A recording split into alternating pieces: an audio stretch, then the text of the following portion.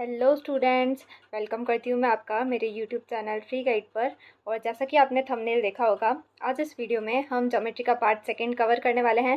सो बिना किसी time waste के हम स्टार्ट करते हैं। सो हमारा टॉपिक है क्वाड्रिलेटरल। क्या होता है क्वाड्रिलेटरल? देखा जाए तो चार रेखा से बंद आकृति क्वाड्रिलेटरल कहलाती है। यानी a plane figure bounded by 4 line segments is called quadrilateral. चार लाइन सेगमेंट से अपन एक क्लोज्ड फिगर बनाए, वो हमारा क्या हो जाता है, क्वाड्रिलेटरल हो जाता है। उसके चारों एंगल का सम कितना होता है, 360 डिग्री होता है। ये सारा हम अपनी पिछली वाली क्लास में कवर कर चुके हैं, केवल काइट को छोड़ के। स्क्वायर, रेक्टेंगल, रोम्बस, पैरेललोग्राम और ट्रेपेजियम, ये पांचों अपन ने किस में कवर किया था, मेंसुरेशन वाले टॉपिक में 2D शेप्स के अंदर। ठीक है, इसमें देखो जो ट्रेपेजियम होता है उसमें angle A plus angle C 180 degree होता है, और angle B plus angle D मतलब अपोजिट एंगल जो होते हैं उनका सम कितना होता है, 180 डिग्री होता है। ये चीज़ अगर मैंने शायद उस वाली वीडियो में कवर नहीं की थी तो मैंने इस वाली वीडियो में बता दिया। ठीक है, ये मैं थोड़ा जूम करके बता देती हूँ, आपको दिख नहीं रहा होगा तो। ठीक है, ट्रेपेजियम वाली चीज़ जो अपोजिट एंगल्स होते हैं उनका सम कितना होता है, 180 डिग्री होता है। Got it. अब देखो इसका एक स्मॉल सा रीकैप कर लेते हैं, तो कुछ अगर थ्योरी वाले क्वेश्चंस बन रहे हों तो वो आपके हेल्प करेंगे। जैसे कि अपन ने सेट पढ़े हैं 11th क्लास में। एक सर्कल है जिसमें रेक्टेंगल दे रखा है, दूसरे वाले सर्कल में रोम्बस, और बीच का जो इनका कॉमन पार्ट है वो हमने स्क्वायर लिख दिया। और ये जो पूरा बड़ा वाला पार्ट है ये क्या है, पैरेललोग्राम है। ठीक है, अब हमें पॉइंट्स क्या ध्यान रखने हैं, ऑल आर पैरेललोग्राम। सारे के सारे जो होते हैं वो क्या होते हैं, पैरेललोग्राम होते हैं। अगर आप रेक्टेंगल को देखोगे, रेक्टेंगल भी एक तरीके का क्या है, पैरेललोग्राम है, जिसमें आमने सामने की साइड बराबर होती है, आमने सामने की साइड पैरेलल्स होती है, और अपोजिट एंगल्स क्या होते हैं, बराबर होते हैं। पैरेललोग्राम की यही तो प्रॉपर्टीज़ है ना। बस तो ये क्या हो जाएगा, रेक्टेंगल भी एक तरीके का क्या होता है, पैरेललोग्राम होता है। All squares are rhombus. सारे के सारे जो स्क्वायर होते हैं वो क्या होते हैं, रोम्बस होते हैं। कैसे, रोम्बस की चारों साइड्स इक्वल होती है, तो इधर ये स्क्वायर की भी चारों साइड इक्वल। रोम्बस में अपोजिट एंगल बराबर होते हैं, तो इधर भी स्क्वायर में 90-90 हो गया। रोम्बस के डायगोनल्स 90 डिग्री पे कट करते हैं, स्क्वायर के भी करते हैं। तो ऑल स्क्वायर, सारे स्क्वायर जो क्या हैं, रोम्बस है। ठीक है, पर सारे रोम्बस क्या होंगे, स्क्वायर नहीं होंगे, क्योंकि रोम्बस इस तरीके से होता है ना। मतलब ये थोड़ा टेढ़ा बनाना था मुझे, समझ जाओ। तो यहाँ पर ये 90 डिग्री का कोण बन नहीं रहा है, तो ये रोम्बस स्क्वायर तो नहीं होगा। लेकिन जो स्क्वायर होता है, अच्छा नहीं बनाया है आई नो, जो स्क्वायर होता है उसे हम रोम्बस बोल सकते हैं, पर एक रोम्बस को हम क्या, स्क्वायर नहीं बोल सकते। ठीक है, अपोजिट इज नॉट ट्रू। तो ऑल स्क्वायर्स आर रोम्बस। ठीक है, ऑल स्क्वायर्स आर रेक्टेंगल। देखो ये जो यहाँ पे कॉमन वाला पार्ट दिख रहा है ना आपको, दो सर्कल के बीच ये स्क्वायर वाला पार्ट, तो all squares are rhombus, all squares are rectangle. ये सारे जो इधर इस वाले सर्कल में भी आ रहे हैं, तो all squares are rhombus also, फिर इधर वाले सर्कल में all squares are rectangle also. यही दो पॉइंट्स लिख रखे हैं मैंने यहाँ पे। एंड ये सारे के सारे जो हैं, तीनों के तीनों वो क्या है, पैरेललोग्राम है। तो ये 3 पॉइंट्स आपको ध्यान में रखने हैं, पर इनका कन्वर्स ट्रू हो ऐसा ज़रूरी नहीं है। Got it. उसके बाद एक अपन ने चीज़ नहीं पढ़ी थी वहाँ पे, वो क्या है, काइट। काइट क्या होती है, अपन संक्रांति पे पतंग उड़ाते हैं, है ना। संक्रांति कब आती है, 14 जैन को, तो उसमें काइट उड़ाते हैं अपन। तो काइट की क्या क्या प्रॉपर्टीज़ होती है वो पढ़ते हैं। अ quadrilateral in which both pairs of adjacent side. Adjacent यानी एक के बाद एक, जो एकदम जुड़ी हुई साइड्स होती है ना, इसके बाद कौन सी साइड आ रही है, ये वाली। तो एडजेसेंट साइड यानी जो एक ही पॉइंट पर मिल रही हो। Adjacent sides are equal in kite. Are equal is a kite, मतलब एक क्वाड्रिलेटरल जिसमें एडजेसेंट साइड बराबर हो तो वो क्या हो जाती है, काइट हो जाती है। जैसे देखो एडजेसेंट साइड में ये वाली साइड जो होती है और ये वाली साइड जो होती है वो क्या होती है, बराबर होती है। और फिर ये नीचे वाली जो साइड होती है और ये वाली जो साइड होती है वो भी क्या होती है, बराबर होती है। अब इसके जो डायगोनल बन रहे होते हैं काइट के, वो आपस में 90 डिग्री एंगल बनाते हैं। क्या बनाते हैं? 90 डिग्री का एंगल। और ये वाला जो डायगोनल है वो इस वाले डायगोनल को, ये जो मैं हाईलाइट कर रही हूँ, इस डायगोनल को इक्वल पार्ट में डिवाइड करता है। मतलब ये इस डायगोनल का क्या है? बाइसेक्टर है। ठीक है, ज़रूर ये वाला जो डायगोनल है ना, जो अभी मैं ग्रीन से हाईलाइट कर रही हूँ, ये वाला मतलब इक्वल पार्ट में डिवाइड नहीं होता है, लेकिन इधर ये छोटा वाला जो डायगोनल है वो इक्वल पार्ट में डिवाइड होता है। Got it? और इसमें क्या होता है, जो एंगल ए और एंगल सी है इनका सम क्या होता है? 180 डिग्री होता है, ये आप ध्यान रखेंगे। और एंगल बी जो होता है वो एंगल डी के क्या होता है? बराबर होता है। ठीक है, काइट के अंदर। तो ये सारे पॉइंट्स अभी जो मैंने बताए यहाँ पे लिख रखे हैं मैंने। ए बी जो है ए डी के बराबर है, ये ब्लू वाली लाइन से मैंने बता रखा है ए बी और ए डी बराबर है। बी सी जो है सी डी के बराबर है, रेड वाली लाइन से शो कर रखा है मैंने यहाँ पे। ठीक है, इस डायग्राम में देखो, डायगनल्स इंटरसेक्टेड 90 डिग्री, डायगनल्स जो है वो 90 डिग्री पे इंटरसेक्ट हो रहे हैं। ओ बी ओ डी के बराबर है, ओ बी वाली ये लाइन, ओ डी वाली ये लाइन। ठीक है, तो ये दोनों आपस में क्या है? बराबर है। मैंने बोला था बाइसेक्ट कर रहे हैं। एंगल बी और एंगल डी क्या है? बराबर। ये वाला एंगल इस वाले एंगल के बराबर है, तो angle A plus angle C कितना हो जाएगा? 180 डिग्री हो जाएगा। यहाँ पे angle A plus angle C 180 degree होता है। तो ये काइट की कुछ प्रॉपर्टीज़ होती है।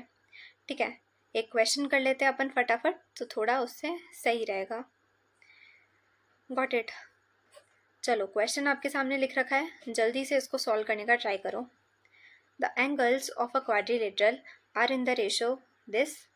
What is the difference between the least and the greatest angles of the quadrilateral? सबसे छोटे और सबसे बड़े एंगल में कितना डिफरेंस है वो हमें पता करना है। देखो, हमें पता है क्वाड्रिलेटरल में सभी एंगल का सम कितना होता है? 360 के बराबर। तो इनका सभी का हम सम कर दें और x मान लें। ठीक है, तो कितना x की वैल्यू जो आएगी, फिर सबसे बड़े में से सबसे छोटे को माइनस करना है, मतलब 9 वाले में से 3 वाले को माइनस करना है। एक बार खुद से सॉल्व करो। देखो, इसमें क्या करते हैं अपन, सभी को अपन मान लेते हैं x। 3x plus 5x plus 7x plus 9x, इन सभी का सम किसके बराबर हो गया? 360 डिग्री के बराबर हो गया। सभी को ऐड करो, कितना आएगा? 7 और 3 10 और 9 और 5 14, यानी 24x बराबर 360। इसको कट करेंगे तो 12 का 2 बार और इधर 12 30 टाइम्स, फिर 2 का इधर गया तो 15 टाइम्स। तो x की वैल्यू हमारी कितनी आ गई? 15 आ गई। सिंपल, इतना हमें पता लग गया। अब ग्रेटेस्ट में से लोवेस्ट को माइनस करना है, मतलब 9x माइनस 3x, सबसे ग्रेटेस्ट ये वाला, सबसे लोएस्ट ये वाला, तो कितना आ गया? 6x। और x की क्या वैल्यू थी? 15, तो 6 इंटू 15 कितना होता है? 90। तो हमारा डिफरेंस क्या आया? 90। हमसे क्वेश्चन में क्या पूछा था? डिफरेंस ही पूछा था। तो अब हम आंसर देखते हैं। हमारा आंसर तो क्या आ रहा है? 90 आ रहा है। तो हमारा इधर भी आंसर क्या आ गया? 90 आ गया। Got it? सो ये नीचे सोल्यूशन भी लिख रखा है मैंने, सिस्टमेटिक। आई होप आपको समझ आया होगा ये क्वेश्चन। तो इसी तरीके से रेशो और ज्योमेट्री को मिलाकर एक क्वेश्चन आपको दे देते हैं, तो आप कंफ्यूज हो जाते हैं। थोड़े कंफ्यूज नहीं होना है, स्टेप बाय स्टेप देखेंगे तो हो जाएगा सॉल्व।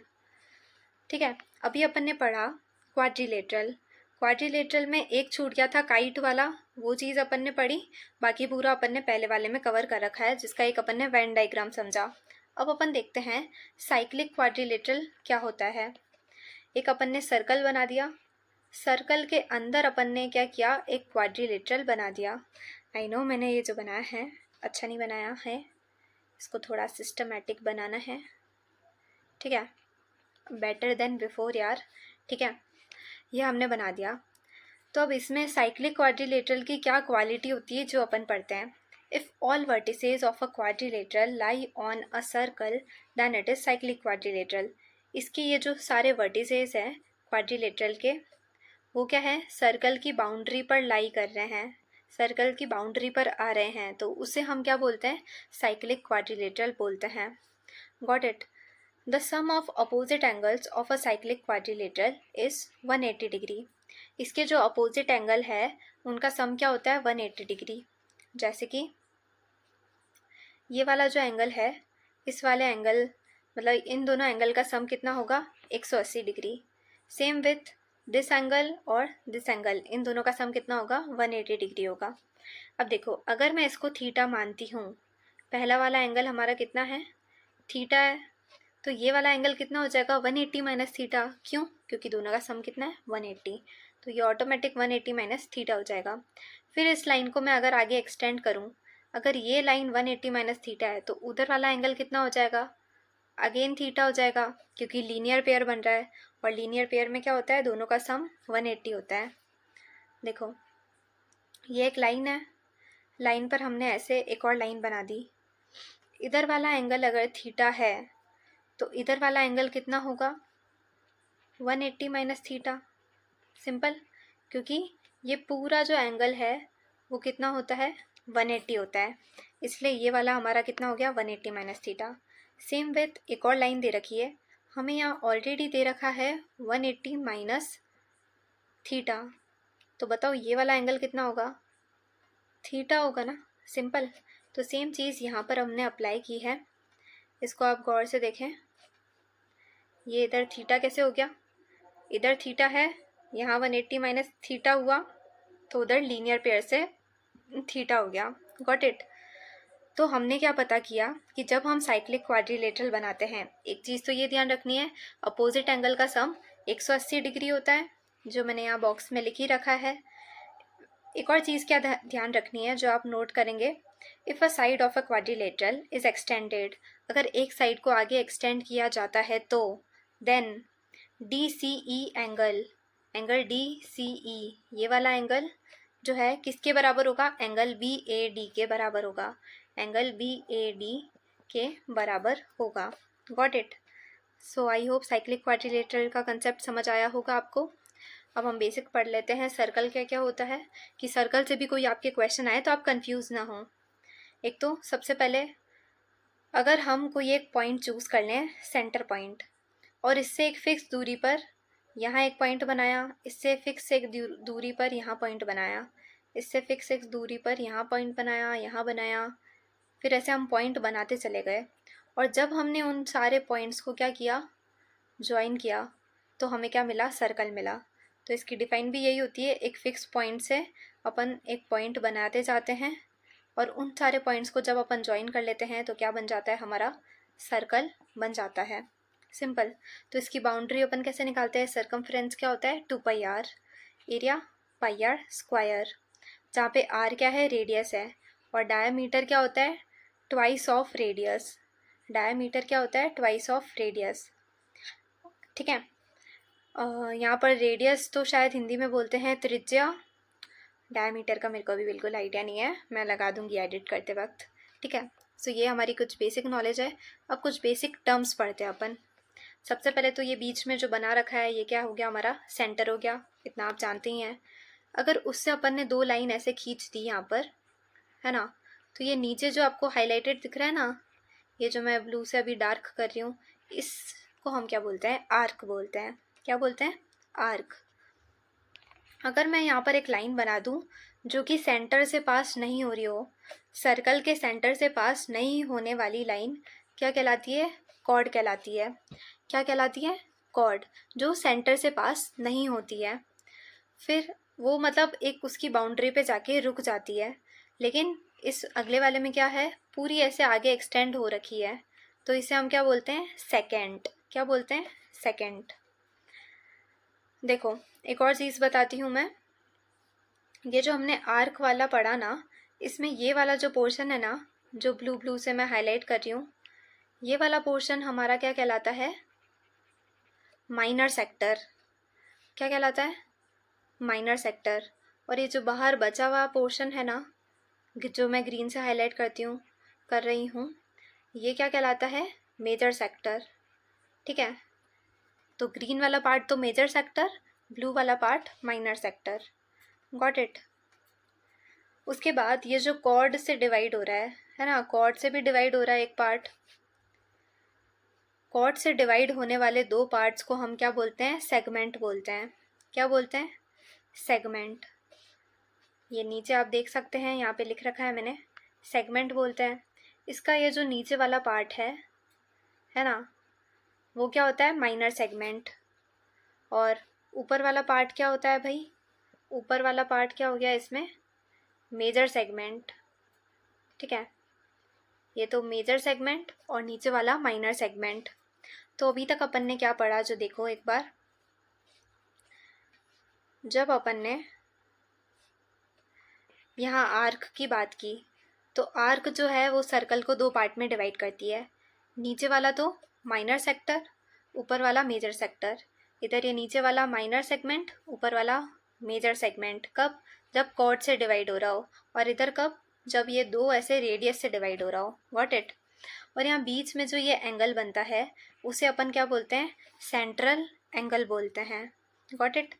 उसके बाद ये दो थ्योरम्स है जो आपको ध्यान में रखनी है। कौन सी दो थ्योरम्स भाई? देखो, एक थ्योरम हमें बोलती है कि रेडियस और टेंजेंट के बीच 90 डिग्री का कोण बनता है। टेंजेंट क्या हो गई हमारी? This one. ये जो मैं पर्पल लाइन से बना रही हूँ ये हमारी टेंजेंट होती है। टेंजेंट का बेसिकली मतलब ये है, एक सर्कल है, उसके किसी भी एक पॉइंट से एक लाइन गुजर रही हो, है ना। इस पॉइंट से ये लाइन गुजर रही है, इस पॉइंट से ये लाइन, इधर ये लाइन गुजरती है, कोई सी भी एक रैंडम किसी भी एक पॉइंट से एक लाइन गुजरती है, उस लाइन को हम क्या बोलते हैं? टेंजेंट बोलते हैं। और जब ये जो टेंजेंट जिस पॉइंट से गुजर रही है सर्कल के, जब उसको अपन सेंटर से मिलाते हैं तो हमेशा देखा गया कि इनके बीच क्या बनता है? 90 डिग्री का कोण बनता है।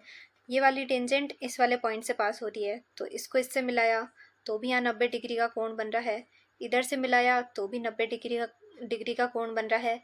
तो ये थ्योरम बन चुकी हमारी कि जो रेडियस है और जो टेंजेंट है उसके बीच हमेशा क्या बनेगा? 90 डिग्री का कोण बनेगा, है ना। फिर एक और थ्योरम हमें दे रखी है, एक सर्कल है, जब हम उसके दो टेंजेंट बनाते हैं और वो दोनों टेंजेंट जब आगे जाके एक एक्सटर्नल पॉइंट P से मिलती है तो हम क्या बोलते हैं कि वो दोनों टेंजेंट आपस में क्या होगी? बराबर होगी। क्या होगी? बराबर होगी। कैसे? एक सर्कल बनाया, इसके इस पॉइंट से आप मान लो यहाँ पे पास कर रहे हो एक लाइन, करी पास, इसके इस पॉइंट से यहाँ पर भी एक लाइन जा रही है जिसको हम आगे एक्सटेंड कर रहे हैं, दोनों एक पॉइंट पे जाके मिल रही है, कोई एक्सटर्नल पॉइंट है, तो फिर इन दोनों को मेजर करा गया तो ये हमेशा क्या आई? बराबर ही आई। ठीक है, क्या आई? हमेशा बराबर आई। तो जब भी हम दो टेंजेंट बनाते हैं और वो दोनों टेंजेंट एक एक्सटर्नल पॉइंट से पास होती है तो वो आपस में बराबर होती है। तो ये कुछ हमारी सर्कल की टर्मिनोलॉजी थी। और ये 90 डिग्री वाली जो है इसको आप ध्यान में रखेंगे क्योंकि इससे रिलेटेड कोई आपके सवाल आ सकता है यहाँ पर पाइथागोरस थ्योरम का, क्योंकि 90 डिग्री का कोण बन रहा है तो आपसे कोई सी भी लेंथ पूछ सकते हैं। Got it? उसके बाद अपने को अगला टॉपिक क्या है? पॉलीगन। क्या होता है भाई polygon? A simple closed curve made up of only line segments is called a polygon. क्या बोल रहा है भाई ये? एक सिंपल क्लोज्ड कर्व जो केवल लाइन सेगमेंट से बना हुआ हो। जैसे आप ये डायग्राम्स देख सकते हैं, इन सभी में क्या लाइन सेगमेंट का यूज़ करके अलग अलग तरीके के क्लोज फिगर बना रखे हैं। और रैंडम फिगर है, ना तो ये स्क्वायर में आ रहे हैं ना रेक्टेंगल में, किसी में भी नहीं आते हैं। मतलब एक रैंडम सा कोई सा भी क्लोज फिगर बना दिया जो स्ट्रेट लाइन से बन रखा हो। ठीक है, तो स्ट्रेट लाइन से बना हुआ हो तो उसे हम क्या बोलते हैं? स्ट्रेट लाइन सेगमेंट से बना हुआ हो तो उसे हम क्या बोलते हैं? पॉलीगन बोलते हैं। अब एक रैंडम ये एग्जांपल ले लिया, ठीक है, ये एग्जांपल क्या हमारा पॉलीगन है? क्यों नहीं है? क्योंकि इसमें कर्व आ रहा है, लाइन सेगमेंट नहीं आ रहा है, तो इसलिए ये क्या हो गया? पॉलीगन नहीं होगा। उसी वक्त अपन ये वाला एग्जांपल लें तो इसमें चारों लाइन सेगमेंट्स हैं, तो ये हमारा क्या होगा? डेफिनेटली एक पॉलीगन होगा। Got it? फिर अपन देखते हैं रेगुलर पॉलीगन क्या होता है। What is regular polygon? If the length of all the sides and measure of all the angles are equal, then it is called regular polygon. अभी अपन ने क्या पढ़ा कि ये कोई क्लोज फिगर है जो लाइन सेगमेंट से, कितनी भी लाइन सेगमेंट अपन ने बना दी उससे बन रखा है और क्लोज्ड है। अब अपन ने इसमें एक कंडीशन डाल दी पॉलीगन में कि उसकी सारी साइड और सारे के सारे जो एंगल है वो बराबर होंगे। अगर ये दोनों कंडीशन सेटिस्फाई होती है तो वो पॉलीगन हमारा क्या हो जाता है, रेगुलर पॉलीगन। क्या हो जाता है, रेगुलर पॉलीगन। जैसे हम एग्जांपल देख सकते हैं, इक्विलेटरल ट्राइंगल जिसकी तीनों साइड्स क्या होती है, बराबर होती है, और तीनों कोण कितने होते हैं, 60 डिग्री के होते हैं। तो ये हमारा किस में आ गया, रेगुलर पॉलीगन में आ गया। और इसमें कितनी साइड्स है, 3 साइड्स है।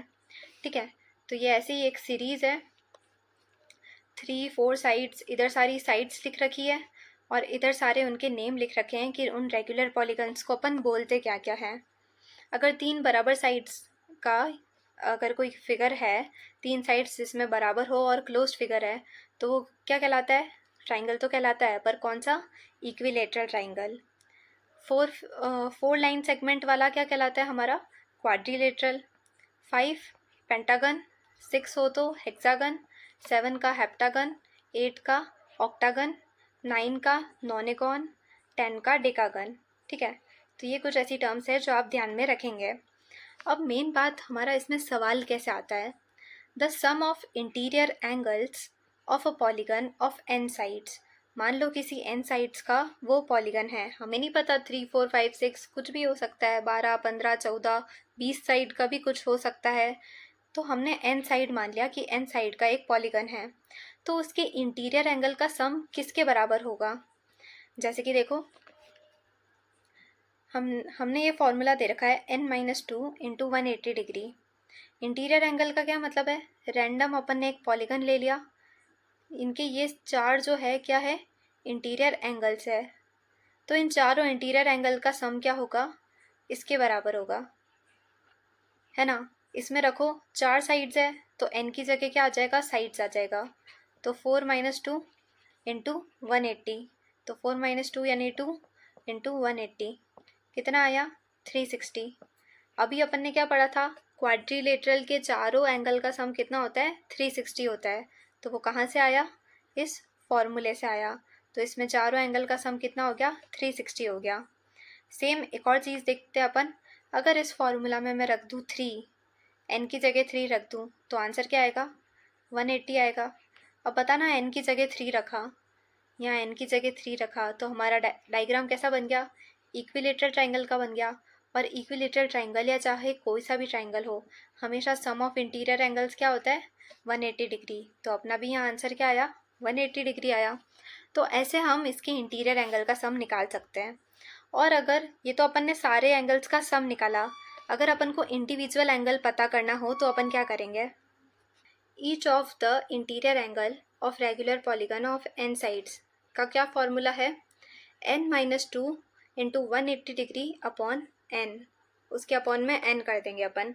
ठीक है, इन शॉर्ट देखा जाए तो अपन ने क्या किया, सारे का सम कर दिया अपन ने, है ना, सारे इंटीरियर एंगल का सम कर दिया, जो अपने को मिला उसके अपॉन में क्या कर दिया अपन ने, n कर दिया। तो हमारे पास क्या, एक एंगल का मेजरमेंट आ गया। कैसे, मतलब देखो, ऑल एंगल्स आर इक्वल, सारे जो एंगल्स है वो इक्वल है ना भाई। देखो इसमें सारे जो एंगल है वो बराबर है, 60 डिग्री। अब अपन को नहीं पता कितना डिग्री है, पर अपन को सम ऑफ एंगल्स पता लग गया, सभी एंगल का सम 180 है। तो अपन क्या कर देंगे, उसकी साइड से डिवाइड कर दिया, साइड से डिवाइड करने के बाद अपने कितना आ गया, 60 आ गया। तो सेम विथ हमने इन दोनों को रिप्रेजेंट कर रखा है फॉर्मूला के रूप में। ऊपर वाला फॉर्मूला क्या बताता है, सम ऑफ ऑल इंटीरियर एंगल्स, इधर नीचे वाला ईच इंटीरियर एंगल, तो इसके अपॉन में क्या कर दिया अपन ने, n लिख दिया, सिंपल। सो ये हमारा हो गया। एग्जाम्पल आप देख ही सकते हैं, अपन ने एक हेक्सागन का एग्जाम्पल लिया है। हेक्सागन में कितनी साइड्स होती है, 6 साइड होती है। तो 6 - 2 इंटू 180 डिग्री अपॉन 6, अपॉन 6 किया अपन ने, तो इसके हर ईच एंगल वाले का मतलब ईच एंगल का मेजरमेंट आएगा। तो 4 इंटू 180 अपॉन 6, इसको सॉल्व करने पर कितना आया, 120 डिग्री। तो इसका हर एक एंगल कितना कितना होता है, 120 डिग्री होता है। तो इस तरीके से हमारे ये क्वेश्चन आ सकते हैं। नीचे एक और सवाल दे रखा है, सॉल्व करते हैं चलो।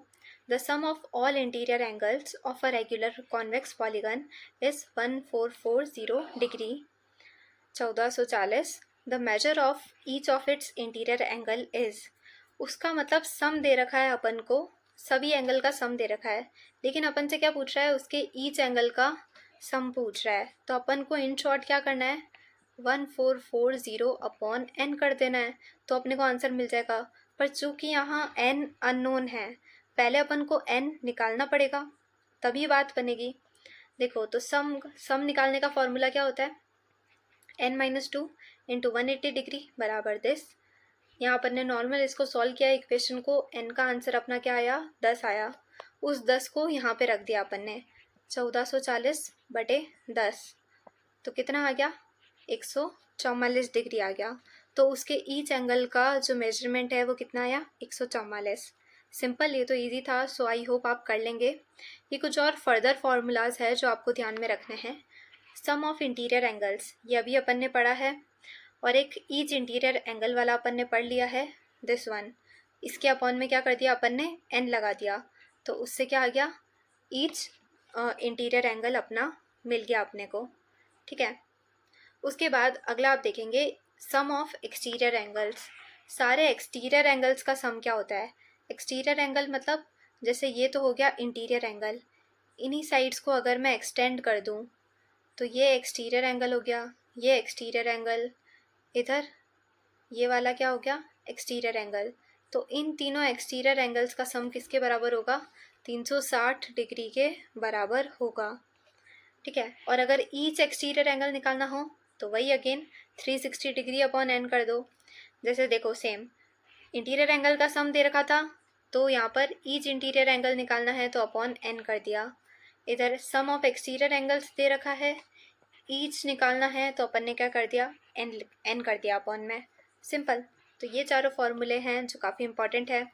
और अपन ये तो जानते ही हैं, जैसे ट्राइंगल दे रखा है, ट्राइंगल में ये वाली साइड है, इंटीरियर एंगल ये रहा, एक्सटीरियर एंगल ये रहा, तो इन दोनों का सम कितना होता है बताना ज़रा, 180 डिग्री। तो ये अपन जानते ही हैं, सम ऑफ इंटीरियर और एक्सटीरियर 180 डिग्री होता है। अब एक और इम्पॉर्टेंट चीज़ शायद आ जाए कहीं आपके किसी भी एग्ज़ाम में काम, number of diagonals of polygon. Polygon के नंबर ऑफ डायगोनल निकालने का फॉर्मूला क्या है। अगर आपको n दे रखा है, साइड्स दे रखी है, तो n-3 अपॉन 2। क्या बोला मैंने, n-3 अपॉन 2। ठीक है, अगर जैसे देखो स्क्वायर है, हमें नहीं पता स्क्वायर में कितने डायगोनल होते हैं, साइड्स कितनी होती है, 4। इस फॉर्मूले में रखो 4, 4-3 अपॉन 2। 4-3 तो क्या होता है, 1 होता है, और इधर 2 से 2 कटा, मतलब 2 से 4 कटा, 2 आ गया। तो इसके कितने डायगोनल होते हैं, 2। ठीक है, तो फॉर्मूला में पुट करने पर हमारा आंसर आ जाएगा। उसके बाद अपन देखते हैं सॉलिड फिगर्स। सॉलिड फिगर्स क्या होता है भाई, figures which have space inside them, जिसके अंदर क्या होता है, स्पेस होता है, तो उन्हें हम क्या बोलते हैं, सॉलिड फिगर्स। जैसे अपन ने सिलेंडर देखे हैं, एक तो अपन ऐसा सिलेंडर बना दे, एक अपन रेक्टेंगल पेज लें और उसको ऐसा यूँ कर्व कर दें, तो होलो सिलेंडर हो जाएगा, उसके अंदर खोखला है, वो कुछ है नहीं उसके अंदर। पर उसी के अंदर अगर अपन कुछ भर दें और इधर से सर्कल भी लगा दें, तो ये पूरा जो सिलेंडर है वो हमारा क्या हो गया, सॉलिड सिलेंडर हो गया, क्योंकि उसके अंदर क्या है, स्पेस है। ठीक है,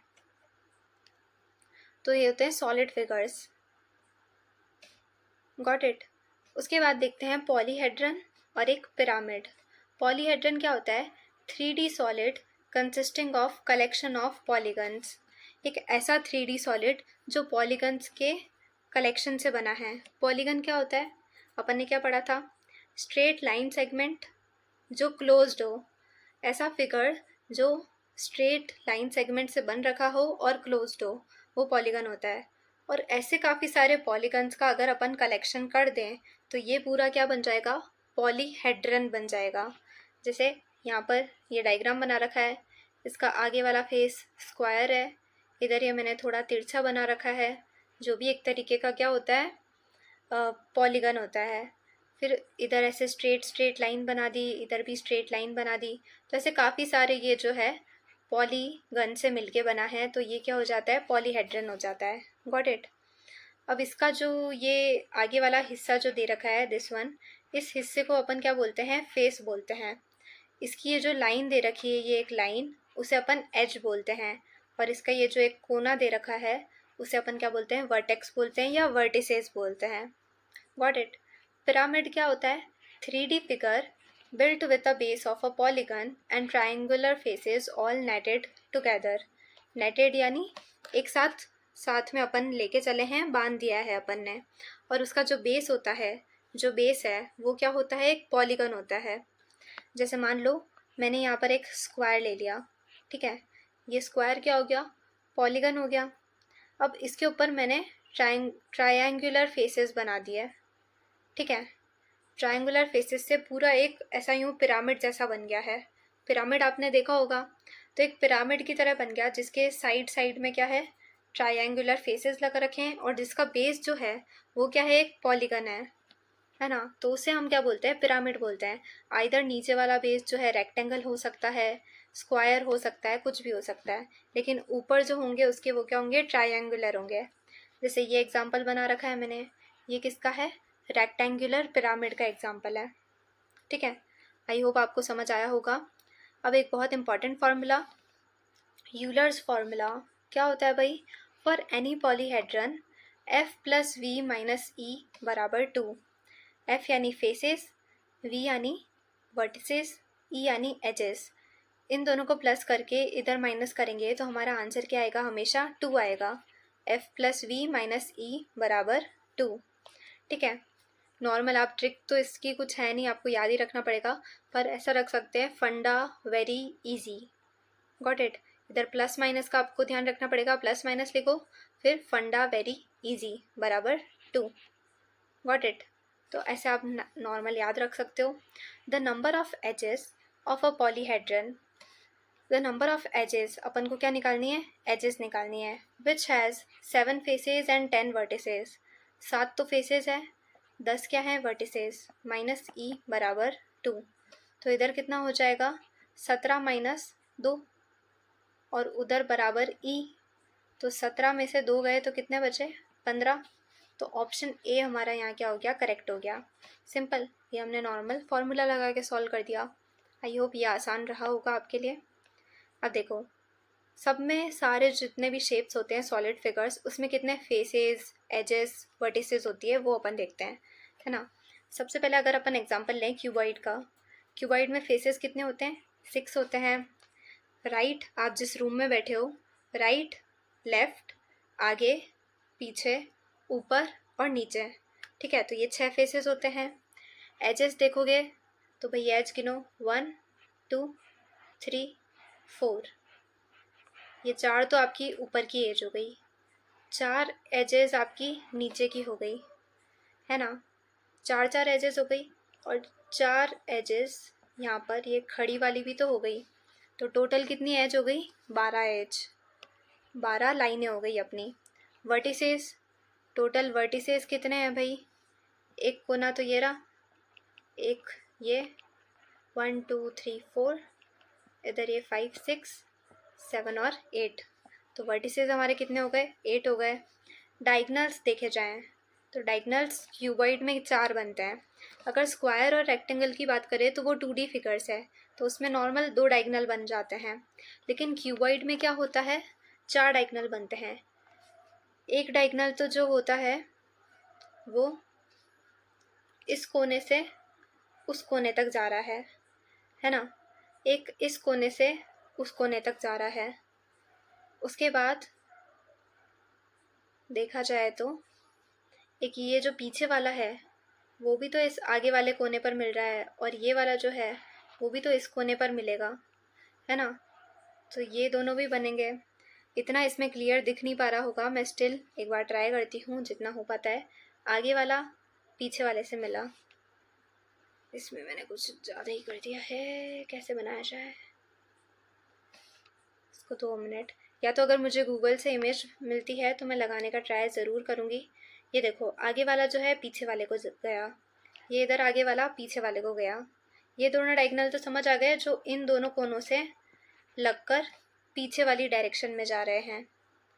फिर उसके बाद एक ये पीछे वाले जो हैं, पीछे वाला भी तो आगे आएगा, ये जो पीछे वाला है वो भी तो आगे आएगा, ये 2 डायगोनल्स भी तो बनेंगे, है ना। तो ऐसे 4 डायगोनल्स होते हैं। होप आपको समझ आया होगा। अब देखो, सेम विथ क्यूबॉइड में जैसा है वैसा का वैसा क्या होगा, क्यूब में होगा। Face 6, vertices 8, edges 12, same as cuboid. अगर सिलेंडर में देखा जाए तो फेसेस कितने होंगे? 3 फेसेस होंगे। कैसे? ऊपर एक सर्कल है, नीचे एक सर्कल है, और बीच में एक क्लोज्ड, मतलब क्लोज क्या, कर्व सरफेस भी तो है, तो कर्व फेस भी तो है, तो 3 फेसेस हो गए। वर्टेक्स, इसमें कोई कोना आपको दिख रहा है? ये तो पूरा सर्कुलर टाइप है, तो कोना है ही नहीं, तो 0। और एजेस, यानी एज इसकी कितनी हो गई? 1 हो गई। 1 कैसे? ये जो एक सीधी लाइन बन रही है ना, आप बोलोगे इधर है तो इधर भी तो है, इसको भी तो गिनो। अरे भाई सर, ऐसे पूरा सर्कुलर है ये, इसकी कोई पर्टिकुलर एक एज दिख नहीं रही है, पर इसकी एक हाइट तो है, तो वो हाइट को हमने क्या माना है? एक एज माना है। तो नॉर्मल आप इसको ऐसा समझ सकते हो, ये बीच की जो हाइट है वो हमने यहाँ पर एज 1 लिखा है। समझे? कोन में क्या होता है? ये ऊपर का एक कोना आपको दिख रहा है, तो वर्टेक्स इसका 1 हो गया। ये बीच की हाइट दिख रही है, तो एज 1 हो गई। फेसेस 2 कैसे हो गए? एक तो ये कर्व्ड वाला फेस, और एक नीचे सर्कल भी तो है, तो ये सर्कल वाला और एक ये कर्व फेस जो है, फेसेस 2 हो गए। ये जो मैंने बना रखा है ये सर्कल नहीं है, क्या है? स्फीयर है हमारा। 3D जो एग्जाम्पल होता है ना, बॉल का या नॉर्मल किसी का, तो ये हमारा क्या है? सॉलिड फिगर है स्फीयर का। इसमें क्या होता है? फेस तो कितना है? 1 है, पूरा एक ही सरफेस, एक ही बन रखा है, पूरा गोल मटोल सा है ना, लड्डू जैसा। वर्टेक्स इसमें है ही नहीं, एजेस भी नहीं है, तो दोनों क्या हो गए? 0 0 हो गए। उसके बाद देखो हेमिस्फीयर में क्या होता है? फेसेस कितने होते हैं? 2 होते हैं। 2 कैसे? ऊपर का एक कर्व सरफेस एरिया और नीचे का एक सर्कल। उसके बाद वर्टेक्स इसमें 0 है, एज भी इसमें क्या हो गई? 0 हो जाएगी। आप बोल रहे होगे इसमें देख के कि ये तो उस फॉर्मूला को सेटिस्फाई नहीं कर रहा है, f + v - e = 2। ये देख के क्वेश्चन आया किसी के मन में? अगर आया है तो एटलीस्ट आपने सोचा तो सही, और जिसके नहीं आया वो तो मज़े मज़े में कि बस जो मैम पढ़ाएंगे वो अपन पढ़ लेंगे। जिसके दिमाग में ये क्वेश्चन आया, वेल एंड गुड। अब ये ऐसा सेटिस्फाई क्यों नहीं हुआ? अगर अब बोलते बोलते अगर आपको आंसर आ गया हो तो बढ़िया, नहीं आया हो तो बता देती हूँ। क्योंकि देखो ये वाला फॉर्मूला किसके लिए बताया था मैंने? उस फॉर्मूले के पहले एक छोटा सा वर्ड लिख रखा था, पॉलीहेड्रन। पॉलीहेड्रन क्या होता है? जो पॉलीगन से मिलकर बना होता है। पॉलीगन में क्या होता है? ऐसे शेप्स जो स्ट्रेट लाइन सेगमेंट से बन रखे हों। यहाँ कोई स्ट्रेट लाइन सेगमेंट आपको दिख रहा है? नहीं है, तो ये हमारा क्या हो गया? पॉलीहेड्रन नहीं होगा। इस वजह से ये फॉर्मूला इस पर लागू नहीं हुआ। सिंपल। ये हमारा क्या है? एक प्रिज्म है, ठीक है। इसमें एक ऐसा रेक्टेंगल बन रखा है, और फिर इसके ऊपर ऐसे हमने ट्राइंगल बना रखा है, और इसको आपस में अपन ने क्या कर रखा है? जोड़ रखा है, ठीक है। इतना अच्छा बनाया नहीं।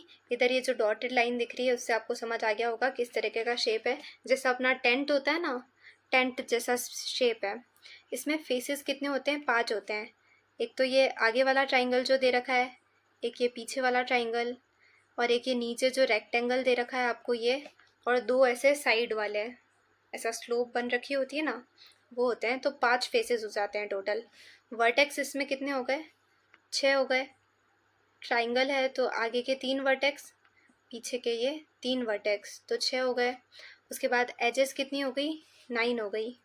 1 2 3 4 5 6 7 8 9, ठीक है। तो एजेस कितनी हो गई? 9 हो गई, ठीक है। तो ये अपन ने सारे फेसेस, वर्टेक्स और एजेस वाले जितने भी पॉलीहेड्रन के जितने होते हैं वो अपन ने पढ़े। उसके बाद अपन पढ़ते हैं सिमेट्री क्या होता है। What is symmetry? It means when one shape becomes exactly like another if you flip, slide or turn. अगर अपन उसे फ्लिप करें, स्लाइड करें या टर्न करें तो क्या होता है? उसकी शेप एकदम सेम हो जाती है। जैसे अगर अपन अपना मिरर इमेज देखते हैं, है ना, समथिंग जस्ट लाइक दैट।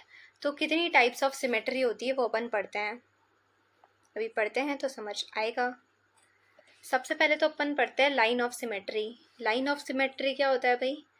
जैसे ये एक एरो बना रखा है, अगर इसके बीच में मैं ये लाइन बना दूं तो ये क्या हो गया? इसका राइट वाला और लेफ़्ट वाला अगर अपन देखें, इस लेफ़्ट वाले को just as it is flip कर दे राइट वाले के ओर, तो ये एकदम बराबर वाले हो गए।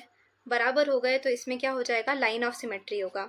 ऐसा नहीं कि अपन ने इन दोनों को, राइट वाले को और लेफ्ट वाले को रखा और इसको इसके ऊपर एज इट इज़ ऐसा रख दिया, तो ऐसे तो बराबर होगा नहीं।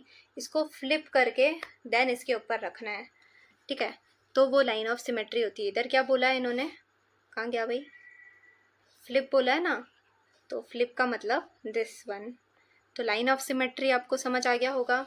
रिफ्लेक्शन सिमेट्री क्या होती है, जैसे इधर मैंने एक सीनरी बना रखी है ना, ये पहाड़ जो हमारी बचपन की सीनरी होती थी, बीच में ये सूरज, तो इसका क्या है, वाटर में क्या हो रहा है, रिफ्लेक्शन दिख रहा है अपन को। तो ये जो उल्टा रिफ्लेक्शन दिख रहा है ना, ये उल्टा ऐसा यहाँ पे बन रखा है, तो ये हमारा क्या कहलाता है, रिफ्लेक्शन सिमेट्री कहलाता है। Got it. उसके बाद एक आता है रोटेशनल सिमेट्री। रोटेशनल मतलब, जैसे मान लो यहाँ पर मैंने एक स्क्वायर दे रखा है ना, स्क्वायर को मैं क्या करती हूँ, रोटेट कर देती हूँ। जैसे एग्जांपल किसका ले सकती हूँ मैं यहाँ पे, अभी तो ऐसा कुछ दिख नहीं रहा है मेरे को, बट अ काइंड ऑफ, मान लो जैसे ये एक स्क्वायर है, ठीक है, ये एक स्क्वायर है, बीच में एक हथेली मान लो मेरी स्क्वायर जैसी है, तो अब इसको मैंने क्या कर दिया, रोटेट कर दिया। इसकी ये वाली साइड, ये वाली साइड, चारों क्या है, बराबर है, इसको मैंने ऐसे रोटेट कर दिया। 90 डिग्री रोटेट करने पर भी ये क्या रहा, एक स्क्वायर ही रहा। उंगलियां हटा दो मेरी यार, स्क्वायर समझ लो इसको, ठीक है, थोड़ा कोऑपरेट कर लो, स्क्वायर ही रहा, ठीक है। उसके बाद वापस इसको मैंने 90 डिग्री रोटेट कर दिया, फिर भी एक स्क्वायर रहा। तो रोटेट करने पर जब उसकी पहले जैसी शेप आ जाए, वो क्या होता है, रोटेशनल सिमेट्री होता है, ठीक है। इसको अपन अगर 90 डिग्री फ्लिप करेंगे तो भी ये अगेन क्या रहेगा, एक स्क्वायर रहेगा। इसको मैं आपको कैसे समझा सकती हूँ, इसमें आई गॉट एन आइडिया। इसको कर देते हैं येलो वाली साइड, इसको कर देते हैं पिंक वाली साइड, ठीक है, और इसको कर देते हैं अपन ग्रीन वाली साइड। तो ये ब्लू, येलो, पिंक और ग्रीन बन गया। तो जब मैंने इसको रोटेट करा, ठीक है, तो इसकी है ना, जो ब्लू वाली साइड थी वो इधर आ गई, ग्रीन वाली साइड ऊपर चली गई, उसके बाद येलो वाली साइड जो थी वो किधर आ जाएगी, इधर नीचे आ जाएगी, और पिंक वाली साइड किधर चली जाएगी, यहाँ चली जाएगी। तो इसको मैंने क्या कर दिया, इस तरीके से रोटेट कर दिया। हाँ, अब समझ आ गया ना तुमको, मेरे को पता था आ ही जाएगा, इतना प्यारा समझाऊंगी तो समझ क्यों नहीं आएगा भाई, ठीक है। तो इसको अपन ने क्या कर दिया, रोटेट कर दिया, इस तरीके से था, इसको अपन ने रोटेट कर दिया, इधर अपन ने रोटेट कर दिया, तो अगेन अपन को क्या मिल गया, स्क्वायर मिल गया। तो ऐसे कितनी बार अपन इसको रोटेट कर सकते हैं, पहले ऐसे था, ऐसे रोटेट करा, फिर इस तरीके से रोटेट करा, फिर वापस ऐसे रोटेट करा, फिर ऐसे रोटेट करा, तो अपन इसको 4 बार रोटेट कर सकते हैं। अब अपन को कैसे पता लगेगा अलग अलग तरीके के कितनी बार कैसे रोटेट कर सकते हैं। So watch for regular polygon, जैसे रेगुलर पॉलीगन क्या होता है, जिसकी नंबर ऑफ साइड बराबर होती है, नंबर ऑफ साइड्स जितनी होगी उतनी ही नंबर ऑफ क्या होगी, उसमें सिमेट्री लाइंस बनेगी, ठीक है। और ये वाली चीज़ तो है वो इस रोटेशन के लिए है, और ये नंबर ऑफ सिमेट्री वाली लाइंस वाली चीज़ इसके लिए है, कि हमें कैसे पता लगेगा कि कितनी सिमेट्रिकल लाइंस बनेगी, तब जाके ये लाइन ऑफ सिमेट्री होगा। तो रेगुलर पॉलीगन के लिए जितनी नंबर ऑफ साइड्स है उतनी क्या होगी, नंबर ऑफ सिमेट्री लाइंस होगी। Got it. जैसे मान लो एक स्क्वायर दे रखा है, अब एक स्क्वायर में कितनी सिमेट्रिकल लाइंस है आपसे पूछ लिया, तो स्क्वायर क्या है, हमारा पॉलीगन है। पॉलीगन में मैंने क्या बताया, मतलब रेगुलर पॉलीगन है, नंबर ऑफ साइड बराबर number of symmetry line, 4 side है तो 4 सिमेट्री लाइन बनेगी। 4 सिमेट्री लाइन कैसे बनेगी, एक तो ये वाली आमने सामने का इधर बराबर हो गया, ऐसे बताएं तो आमने सामने बराबर हो गया, फिर 2 इसके डायगोनल बनाए तो ये वाला ट्राइंगल और इधर वाला ट्राइंगल भी तो बराबर, फिर एक ऐसी लाइन बनाए तो भी बराबर। तो कितनी लाइन बन गई, 1 2 3 और 4, 4 लाइनें बन गई ना, तो 4 लाइन ऑफ सिमेट्री बन गई। और इधर थीटा वाले केस में अपन को कैसे क्या करना है भाई, थीटा वाले केस में अपन को क्या ध्यान रखना है, थीटा बराबर 360 डिग्री अपॉन एन, क्योंकि अपन पूरा रोटेट कर रहे हैं तो रोटेशन टोटल कितना होता है 360, और अपन इसको कितना रोटेट करने पर इसकी शेप वापस आ रही है सेम। तो अपन ने इसको जब 90 डिग्री रोटेट किया था तो अपन को सेम मिल रहा था, ये वापस स्क्वायर ही मिल रहा था। तो इसके अगर अपॉन में अपन 90 डिग्री लिखते हैं तो अपन को इससे क्या मिलेगा, 4 मिलेगा। तो मतलब अपन इसको ऐसे 4 बार रोटेट करके देख सकते हैं और वापस 5वीं बार करेंगे तो यही ओरिजिनल वाला शेप आ जाएगा स्क्वायर का। अगर हमें दे रखा है 360 डिग्री अपॉन, अपन ने इसको 90 डिग्री नहीं दे रखा है, अपन को केवल ये दे रखा है एक स्क्वायर है, मतलब 4 साइड दे रखी है, तो अपन 4 लिखेंगे यहाँ पे। उसको कट करने पर अपने को क्या थीटा मिल जाएगा कि जब अपन इसको 90 डिग्री पे रोटेट करेंगे तब ये एग्जैक्टली अपन को रोटेशनल सिमेट्री बताएगा। ठीक है, तो दोनों हो सकता है। थीटा दे रखा हो तो आप एन निकाल सकते हो, एन दे रखा हो तो थीटा निकाल सकते हो। Got it. अब नीचे देखो एक क्वेश्चन दे रखा है आपको, ऊपर नहीं करूँगी वरना आपको आंसर ही पता लग जाएगा। ठीक है, which of the following pairs of letters in the word maths depicts rotational symmetry. Maths में ऐसे कौन से लेटर है जो रोटेशनल सिमेट्री डिपिक्ट करते हैं, बताते हैं। बताओ आप, ऐसे कौन से लेटर है, सोचो। एक तो आपको दिख रहा होगा लेटर एच। एच लेटर को एक बार करके देखना रोटेट। इसको एक बार रोटेट करोगे तो एक बार ऐसा बनेगा, उसके बाद वापस रोटेट करने पर क्या बनेगा, ये कुछ इसी तरीके से बन जाएगा। तो जब अपन ने 180 डिग्री रोटेट करा तो हमें ये एग्जैक्ट पहले जैसा था एच, वैसा का वैसा अपन को मिल गया, है ना। फिर इसको वापस रोटेट करेंगे तो वापस ये क्या बनेगा, कुछ इस तरीके से बन जाएगा। उसके बाद वापस रोटेट करने पर क्या, ये हमें एच मिलेगा। तो इस बार ये जो हमने रोटेट किया है वो कितना हो गया, 360 डिग्री रोटेट करने पर ये दोनों क्या हो गए, सेम हो गए। तो हमें एच में तो मिल रही है रोटेशनल सिमेट्री, जिसमें कितना आ रहा है, 180 डिग्री रोटेट करने पर हमें क्या मिल रहा है, वापस एच ही मिल रहा है। उसके बाद और देखो, अगर आप बोलोगे ए को करके देखते हैं तो ए में करोगे रोटेट तो ऐसा बन जाएगा। उसके बाद वापस रोटेट करोगे तो कुछ इस तरीके से बन जाएगा, वापस करोगे तो इस तरीके से बन जाएगा और वापस इस तरीके से बन जाएगा। तो इसमें कहाँ रोटेशनल सिमेट्री हुई, ये तीनों तो वापस अलग आ गए और ये तो 360 डिग्री रोटेट करने पर ही हमें ये एज इट इज़ वो का वही मिलेगा ना। तो ए में तो हुआ नहीं, ए कैंसिल, एच में हुआ है हमारा। और किस में हो सकता है बताओ। अब देखना एस में करके देखना एक बार, एस में क्या होगा, एस ऐसे बना रखा है, इसको अपन रोटेट करेंगे तो इस तरीके से बन जाएगा। वापस रोटेट करेंगे तो वापस अपन को जो शेप मिला और पहला वाला जो शेप था, पहला वाला और तीसरा वाला क्या हो गया, सेम हो गया। मतलब 180 डिग्री रोटेशन करने पर अपन को वापस सेम मिल गया। इसको वापस रोटेट करेंगे तो कुछ इस तरीके से मिलेगा, वापस करेंगे तो ये मिलेगा। तो 360 डिग्री रोटेट करने पर अपन को वापस यही मिल गया। तो एक तो एच आ रहा है और एक एस आ रहा है। ठीक है, रोटेशनल सिमेट्री समझ आ गया आपको, आई होप समझ आया होगा, है ना। तो हमारा आंसर यहाँ पर क्या हो गया, एच एंड एस हो गया। इधर टी को अपन ने करके देखा, टी में ऐसा है, रोटेट करने पर इस तरीके से हुआ, वापस उल्टा हुआ, ऐसा हुआ, वापस ये हुआ। तो टी में तो हमें नहीं मिली, पर एच और एस में अपन को मिल गई सिमेट्री। Got it. अब एक क्वेश्चन आपके लिए होमवर्क है, कमेंट करके ज़रूर जाना। अगर आपने पूरा अभी तक एंड तक बने हो तो ऑब्वियसली कमेंट करना बनता है। ये क्वेश्चन आपके लिए होमवर्क है और मुझे ज़रूर बताना कि इसका क्या आंसर आया। ठीक है, 4 ऑप्शन आपको दे रखे हैं। ये सीटेट 2016 में आया हुआ क्वेश्चन है, पर related to this concept also REET में भी आ सकता है। So how many sides does a regular polygon have if each angle is of measure this. यहाँ पे आपको ईच एंगल दे रखा है और साइड पूछी है, मतलब यहाँ किसकी वैल्यू पूछी है, एन की वैल्यू पूछी है। तो कोशिश करना, कमेंट करने का ट्राई करना। ठीक है, बाकी मिलते हैं नेक्स्ट वीडियो में। आज इस वीडियो में हमारा ज्योमेट्री पोर्शन भी ख़त्म हो चुका है, केवल आपका एक टॉपिक रिमेनिंग है, मतलब टॉपिक नहीं, एक पोर्शन रिमेनिंग है अर्थमेटिक का, जो अपन करेंगे आगे फर्दर वीडियोज़ में। Thank you so much.